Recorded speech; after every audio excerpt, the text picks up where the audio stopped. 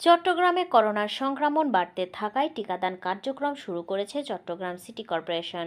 Staff reporter Minhas Uddin জানান, বুধবার নগরীর সিটি কর্পোরেশনের পরিচালিত দুটি হাসপাতালে ফাইজারের টিকা দেওয়া শুরু হয়। প্রথম ধাপে ৬০ ব্যক্তি ও প্রসূতিরা এই টিকা নিতে পারবেন।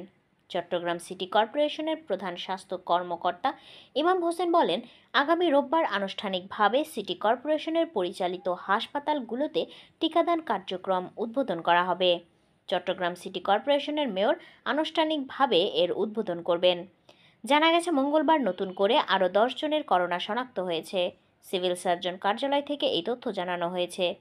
সর্বশেষ 24 ঘন্টায় 180 জনের নমুনা পরীক্ষা করা হয়েছে, যার মধ্যে 10 জনের করোনা পজিটিভ পাওয়া গেছে। এই নিয়ে চট্টগ্রামে মোট করোনায় আক্রান্ত রোগীর সংখ্যা 38 জন।